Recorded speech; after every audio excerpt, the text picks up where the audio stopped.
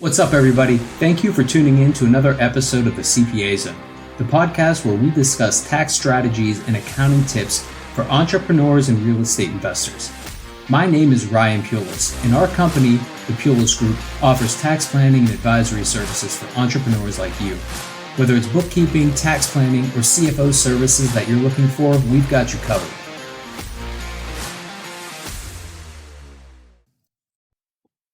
What's up, everybody? Ryan Pulice here with another episode of the CPA Zone. Today we're going to talk about cost segregation studies. So for anyone that doesn't know, a cost segregation study is an engineering-based study that identifies and reclassifies certain building components that qualify for shorter recovery periods under the IRS depreciation methods. So instead of depreciating the entire property over 27 and a half years for residential properties or 39 years for commercial properties, certain parts can be depreciated over 5, 7, or 15 years. So these reclassified components typically include things like personal property, that's 5 and 7 year property. So think things like furniture, fixtures, equipment, carpet, certain lighting. Then we have land improvements, it's 15-year property. The land improvements are things like sidewalks, fences, landscaping, signage, parking lots. And generally, the cost seg study is going to reallocate about 20 to 30% of the building cost to this 5, 7, and 15-year property. So the building cost does not include land. So the first thing you do, you start with your purchase price and you're going to allocate that between land and building. And then the cost seg study comes in to look at the building component, building portion of that cost, and then farther divides that into shorter asset lives for a certain property. So let's look at a quick example. So let's say a taxpayer purchases a commercial building for $2 million. And the $2 million here is our building cost. That excludes land. Without the cost seg study, the entire building is depreciated over 39 years. So annual depreciation deduction, take $2 million divided by 39 years, you're going to get a little over $51,000 a year. Now with a cost seg study, let's say they run a cost seg study, and in this hypothetical cost seg study, of that $2 million, $400,000 is reclassified to 5-year property and $200,000 to 15-year property. The remaining $1.4 million remains 39-year property, still depreciated over 39 years. So now, typical depreciation using the IRS maker's depreciation, you'd have 5-year assets worth $400,000. So that would give you a year one $80,000 deduction. 15-year assets, $200,000, using the maker's recovery. That first year deduction would be $10,000, and then the remaining 1.4, still over 39 years, gives you about $36,000 a year. So in total, we would have a year one write-off of $126,000, much better than the $51,000. But then when we use bonus depreciation, that throws gasoline on the fire and really enhances year one write-off. So as I record this episode, there's a bill that is making its way just passed the House, making its way to the Senate, and it's set to bring back 100% bonus depreciation for property placed in service after January 19th of 2025. So that means the entire 5-year and 15-year property in our example here could be deducted in year one. That would make that year one write-off equal to about $636,000. So the full $400,000, the $200,000, and then that $1.4 million over 39 years gives us about a $36,000 per year deduction. So $636,000. So bonus depreciation was 100% from 2017 to 2022. It's a great time to use cost seg studies. It's been phasing down since. Went to 80% 23, 60 and 24, 40 and 25. It's set to go to 20 and 26, and then 0 and 27. However, as I mentioned, there's already a bill through the House.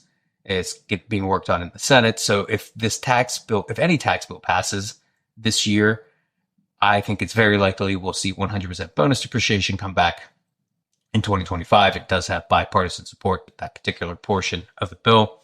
So we're back to it at 100%. Now, bonus depreciation is allowed for assets with a useful life of 20 years or less. So with real estate, that's going to be the 5, 7, and 15-year property that we're talking about that is broken out by a cost seg study. Now, you can't use bonus depreciation on the building portion, the 27 and a half or 39 year, but it does apply to that 5, 7, and 15-year property. Now, there is something out there. The IRS created a cost segregation audit techniques guide. They published this, I think it was back in 2004, and it gets updated periodically. It's designed to help IRS examiners evaluate cost segregation studies, but we can read it too. It's available on the IRS website, kind of gain insights to the things they look for. So some key takeaways are the IRS really prefers engineering-based studies, the detailed engineering study conducted by qualified professionals that break down the building components using either construction documents, cost records, or expert analysis. They really have a good understanding of all the different components, what goes into a building. They will go visit the property and analyze all the different components in person. So they got to have appropriate documentation. So a good study is going to show the legal ownership details, going to have all those supporting documents and calculations, may even include things like blueprints and invoices, and it'll show their rationale for the reclassifications. Now, some red flags that auditors look for, things like rule of thumb or template-based cost seg studies that have no property-specific analysis. There's no site visit. They're prepared by someone maybe with a conflict of interest or somebody with no professional background, and they lack substantiation for the allocated costs. So those are the things you want to stay away from. You're not going to just say, hey, about this property, here's my closing document, give it to your CPA, and let them allocate 25, 30% of that cost to 5 and 15-year property. There's got to be some methodology behind it. Another thing they look for is inaccurate or inflated cost allocations. Remember, we said typically you'll find somewhere between 20 and 30%. You can be plus or minus a few percentage points from there. But for the most part, that's where most are going to land. So they're looking for things that are way overstated as well. Now, some cases you may find that you have to file something called a Form 3115 change in accounting method when you're applying a cost seg study to a property that was placed in service in a prior year. So this change in accounting method allows you to go back and perform a cost seg study on assets that were placed in service in prior tax years. Then you can bring that missed depreciation into the current tax year and take the deduction on your current tax return. So let's say, for example, you have a property placed in service in 2020. 100% bonus depreciation was available then, but you never had a cost seg study done. You could do that cost seg study now and take advantage of the 100% bonus depreciation that was in effect in 2020, the year it was placed in service, and bring all that missed depreciation forward on your current tax return and take the deduction. You just have to use this Form 3115 for a change in accounting method. Now, another thing cost segregation studies can do is they open the door to partial asset dispositions. Partial asset dispositions are a very valuable but often overlooked provision in the tax code. It allows real estate owners to recognize a loss on a portion of a building or a component of the building that's been disposed of or demolished, replaced, without disposing of the entire asset, like the entire building. So it's a strategic tool for optimizing your depreciation and write-offs and minimizing unnecessary capitalized costs. So partial asset disposition allows you to write off the undepreciated portion of a building component when it's disposed of, even though the building itself is retained. So this applies when, taxpayer has to own the building, they're going to replace a component like a roof, the HVAC system, windows, and the original component is disposed of. So if you're replacing a roof, obviously you're going to get rid of the old roof.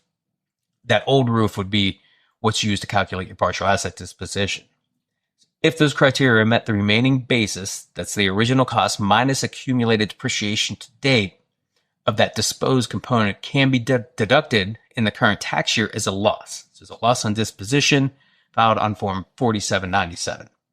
So an example of how this would work. So let's say you have a commercial property that has a roof that was capitalized at $100,000. So the entire building was purchased for $1 million in 2015. That included a $100,000 roof.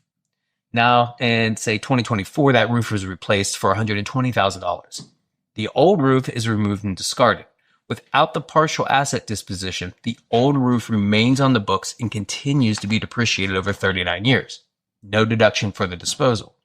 You also have that new roof that's capitalized and depreciated.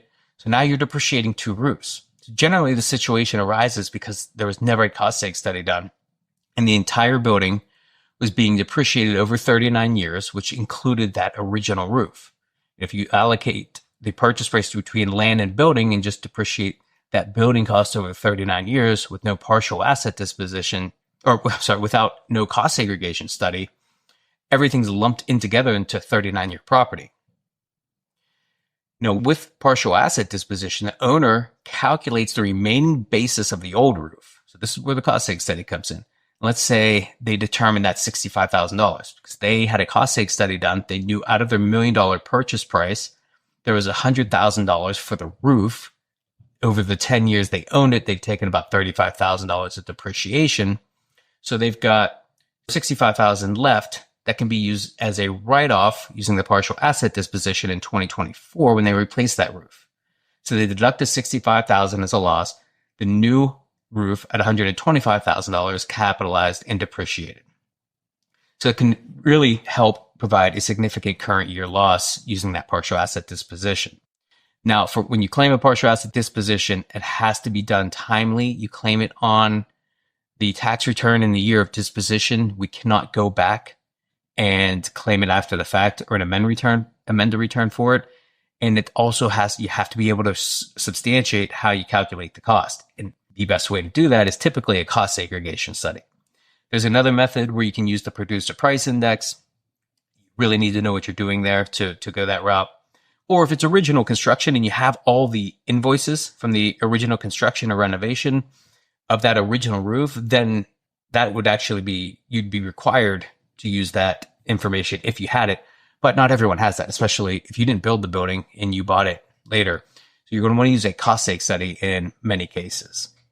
So just to summarize, a well-executed cost segregation study can really generate significant tax savings, especially when it's combined with bonus depreciation and strategic planning around things like partial asset dispositions.